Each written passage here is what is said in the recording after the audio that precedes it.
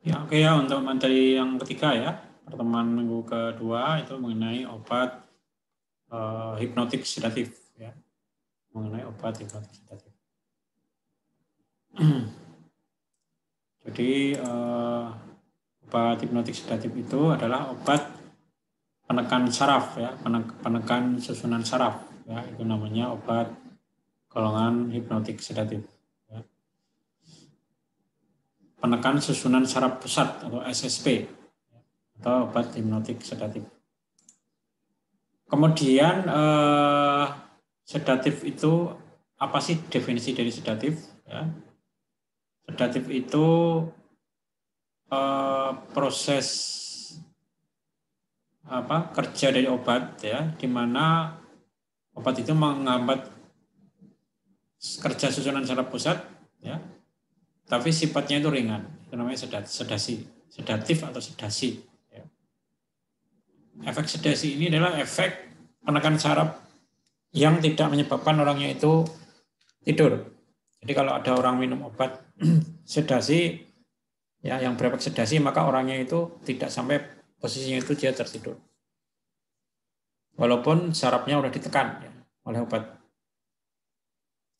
penekan saraf atau penekan susunan saraf. Jadi yang ditekan itu adalah susunan saraf pusat. Ya. Jadi saraf itu kan ada saraf tepi, ada saraf pusat. Ini yang ditekan itu susunan saraf pusat atau SSP. Kemudian yang kedua ada istilah namanya hipnotik ya, atau hipnosis ya, atau hipnotik. Hipnosis ini atau hipnotik ini adalah sama sebenarnya dengan sedatif, tetapi efeknya lebih kuat ya, karena dosis hipnotik itu lebih besar daripada dosis sedatif. Jadi sedatif itu dosisnya lebih kecil. Hipnotik dosisnya lebih besar sehingga bisa dikatakan bahwa hipnotik itu efek penekan sarafnya lebih kuat. Ya. Nah ini efeknya bahkan bisa sampai menidurkan, ya. Melemahkan kerja saraf sampai pada tahap menidurkan. Kemudian kalau dosisnya itu diperkuat atau dosisnya lebih tinggi, ya, itu nanti efeknya jadi namanya efek anestesik atau anestetik. Ya, jadi dosisnya itu dinaikkan 2 kali lipat mungkin ya, terjadi proses anestetik. Anestetik itu membuat tidak sadar. Ya. Jadi sarafnya ditekan sehingga orang itu menjadi tidak sadar. Ya, itu efek dari anestetik atau anestesi. Ya. Kemudian obat-obat golongan hipnotik sedatif itu ada beberapa golongan ya. Yang pertama adalah golongan barbiturat. Ya. Golongan barbiturat. Itu golongan barbiturat ini sudah lama sekali ya diperkenalkan ya, tahun 1900 ya. Dan obat ini adalah obat yang digunakan untuk mengobati insomnia. Ya. Waktu itu ya, zaman dulu ya, atau orang yang kesulitan tidur dan mempunyai efek sedasi. Ya, obat ini mempunyai sifat habituasi atau ketergantungan. Jadi tadi seperti obat narkotik ya, mempunyai sifat habituasi atau ketergantungan psikis. Ya kalau obat narkotik itu adiksi ya, jadi ketergantungan fisik dan psikis. Kemudian untuk obat golongan barbiturat ini ya itu ada banyak ya, sebenarnya ada banyak ya. Ada yang efeknya singkat ya, atau durasinya sangat pendek ya, atau efeknya singkat. Ada efeknya sangat singkat, efek itu durasi ya, durasi itu lamanya obat berefek. Ada yang lama efeknya itu hanya sebentar, ada yang lama ya. Nah, obat-obat yang berefek singkat ya, itu contohnya adalah ini ya, banyak ya, contohnya banyak. Contohnya kalau yang dipakai di Indonesia itu pentobarbital, ya, itu berefek singkat atau durasinya singkat ya. Mungkin durasinya hanya hitungannya itu sekitar setengah jam atau 1 jam ya. Itu namanya durasi pendek atau durasi singkat. Kemudian yang durasi panjang, contohnya yang terkenal adalah pentobarbital. Pentobarbital itu adalah obat hipnotik sedatif golongan barbiturat yang berefek durasinya itu panjang atau efeknya panjang ya. Jadi ini penggolongan obat barbiturat berdasarkan lama efeknya atau durasi efeknya, yaitu sangat singkat ya atau sangat pendek, sedang dan panjang. Oke, kemudian obat ini adalah obat yang mempunyai indeks terapi sempit. Ya. Maksudnya apa? Maksudnya obat ini dosisnya itu harus tepat ya, agar kalau dosisnya nggak tepat itu cenderung sifatnya beracun atau toksis. Kenapa? Karena kenaikan sedikit aja dosis, ya. Jadi kalau sedikit dosisnya itu berubah dikit aja, maka efeknya menjadi toksis. Jadi definisi dari indeks terapi sempit adalah jika dosisnya dinaikkan sedikit aja, maka implikasinya adalah terjadi toksis atau keracunan. Ya. Jadi orangnya keracunan. Jadi kalau dosisnya keliru dikit aja itu orangnya bisa keracunan. Artinya obat itu mempunyai indeks terapi yang sempit. Sebaliknya obat yang mempunyai indeks terapi yang lebar itu perubahan dosis tidak terlalu berpengaruh pada toksisitas dan tidak terlalu berpengaruh ya. Jadi misalnya asam mefenamat ya. Jadi kalau kita minum asam mefenamat ya mungkin 1,5 tablet ya mungkin tidak toksis ya. Minum paracetamol 1,5 tablet tidak toksis ya. Artinya obat ini mempunyai indeks terapi yang lebar. Kalau obat yang indeks terapinya sempit ya ini contohnya ya. Contohnya adalah barbiturat ya. Misalnya pentobarbital ya. Yang durasi kerjanya itu singkat atau yang durasi kerjanya panjang itu apa namanya itu? Fenobarbital. Kemudian itu mengenai indeks terapi ya. Kemudian mengenai mekanisme kerja kita tidak usah membahas ya. Tidak usah kita bahas. Kemudian ini tadi sudah saya singgung ya. Jadi obat hipnotik sedatif itu kalau dosisnya rendah itu dia berefek sedasi. Kalau dosisnya tinggi, sedang, ya dia berefek hipnosis. Kalau dosisnya dinaikkan sampai mentok, ya sampai pol itu namanya efek anestesi. Jadi ada efek sedasi, ya. Efek sedasi, ada efek hipnosis, ya, dan efek anestesi ya atau anestetik ya. Efek anestetik jika dosisnya sangat tinggi ya, dosisnya sangat tinggi ya, seperti itu ya. Jadi ada efek hipnotik, ada efek sedatif, ada efek anestetik. Kemudian untuk yang lain ya, mengenai hal-hal yang lain ya, obat-obat ini digunakan untuk mengobati apa saja sih ya. Obat-obat hipnotik sedatif itu digunakan untuk mengobati misalnya itu penggunaan terapi hipnotik ya atau hipnosis ya. Jadi obat apa biar tidurnya itu enak ya misalnya contohnya ya. Itu hipnotik ya, orangnya kesulitan tidur atau insomnia ya. Kemudian untuk mengobati apalagi untuk mengobati antikonvulsan. Antikonvulsan itu untuk mengobati epilepsi contohnya ya. Anti kejang atau epilepsi itu kan kejang ya. Itu obatnya bisa golongan barbiturat ini ya, atau contohnya obatnya itu fenobarbital. Kemudian pada pembedahan ya atau pada operasi ya. Jadi dia dihipnosis pada operasi itu dosisnya sudah sangat tinggi ya, atau dosis anestetik. Jadi itu namanya itu penggunaan terapi dari obat-obat golongan barbiturat. Ya. Kemudian untuk efek sampingnya ya seperti itu ya, ada sampingnya mungkin bisa kita lewati. Kemudian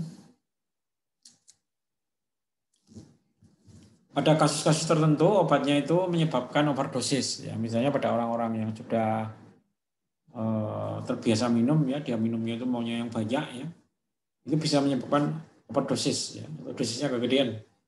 Nah, overdosis ini sering terjadi ya pada terapi dengan obat-obat hipnotik sedatif ya. Ciri dari overdosis adalah depresi napas.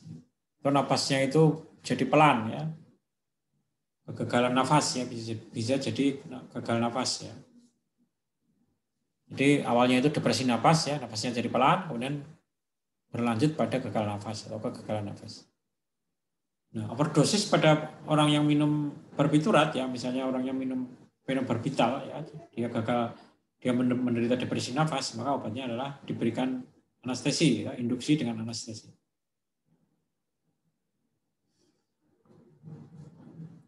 Oke, kemudian untuk yang lain-lain ya mungkin ini bisa dilewati. Kemudian golongan kedua yaitu golongan benzodiazepin. Ya tadi kan golongan barbiturat ya. Ini yang kedua golongan benzodiazepin. Nah, golongan ini sebenarnya adalah pengganti dari golongan barbiturat ya. Jadi karena golongan barbiturat itu dipandang banyak efek sampingnya ya, sehingga diganti dengan golongan benzodiazepin. Jadi seperti itu. Golongan benzodiazepin itu sehingga akhir-akhir ini merupakan golongan yang banyak dipakai oleh dokter ya untuk mengobati orang-orang yang mengalami insomnia misalnya. Nah, untuk golongan benzodiazepin ini ada dua subgolongan, yaitu golongan sedatif, hipnotik sedatif, dan golongan ansiolitik. Ya, jadi golongannya itu ada golongan hipnotik sedatif dan ansiolitik. Ansiolitik itu adalah obat yang digunakan untuk mengurangi kecemasan atau ansietas atau anxiety ya, sesuai dengan namanya ya. Anxiety atau kecemasan. Namanya apa? Namanya obat-obat ansiolitik. Nah, kemudian untuk obat-obatnya itu bagaimana? Peta pembagiannya yang pertama adalah untuk hipnotik sedatif sendiri, ya itu ada contohnya misalnya estazolam ya ini, ya.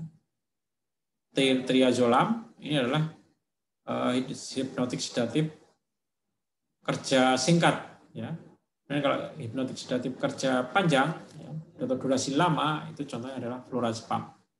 Jadi kalau estazolam itu kerja singkat ya. Durasinya pendek, kalau estazolam durasinya panjang. Ya. Durasi panjang itu cuma mungkin 5 jam, 4 jam. Ya. Kalau durasi panjang bisa 24 jam. Ya, kalau durasinya cuma 6 jam, ya diminumnya sehari 4 kali. Karena dia hanya sebentar efeknya. Ya. Tapi kalau durasinya sampai 24 jam, ya minumnya sehari sekali aja cukup. Jadi kalau flurazepam itu mestinya diminum sekali sehari, karena dia adalah obat durasi lama. Ya.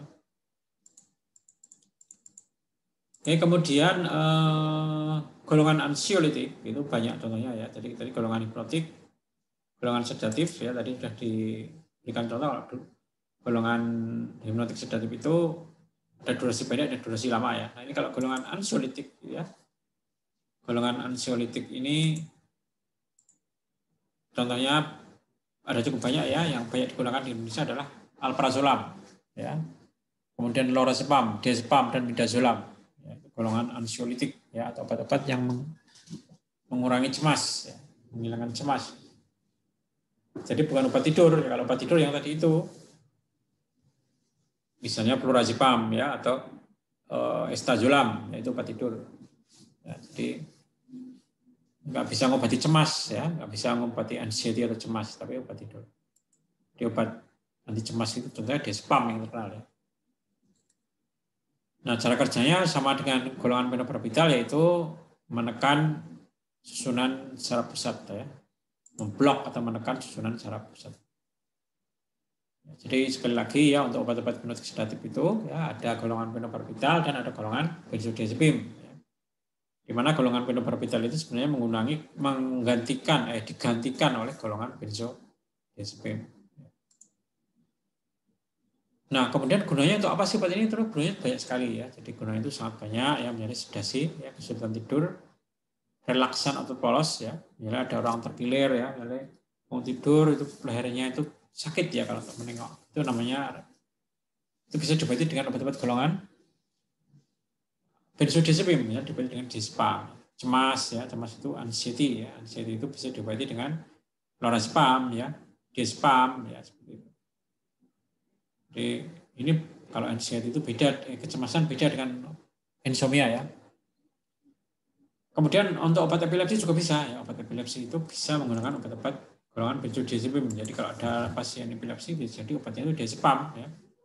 Jadi karena diazepam sendiri adalah obat-obat anti konvulsan atau obat-obat anti epilepsi ya.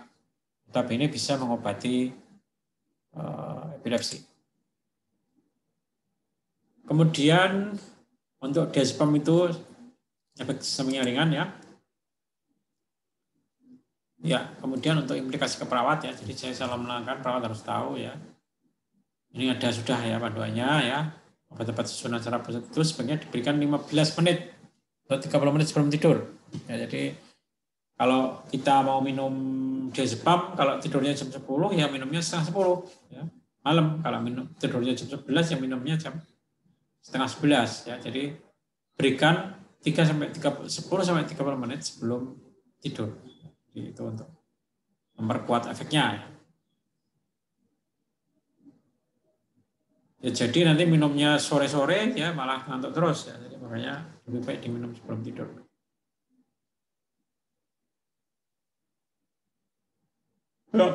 Kemudian obat ini juga kadang menimbulkan perasaan letih ya pada pasien ya. Jadi nanti tapi tidak semua pasien mengalami letih ya atau lesu ya. Jika minum obat-obat golongan benzodiazepin. Ya.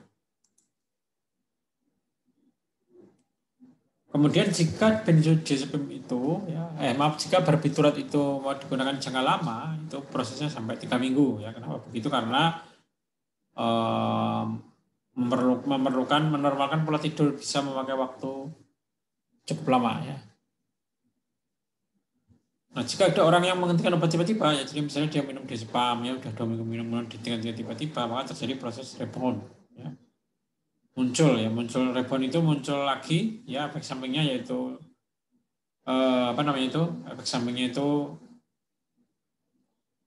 depresi saraf misalnya ya. Ini contoh aja ya. Jadi dia bisa rebound itu kumat tapi efeknya lebih kuat lagi ya. Efek negatifnya lebih kuat lagi. Oke, kemudian saya kira itu aja ya untuk materi obat hipnotik sedatif ya dan ansiolitik ya. Saya tutup. Terima kasih. Assalamualaikum warahmatullahi wabarakatuh.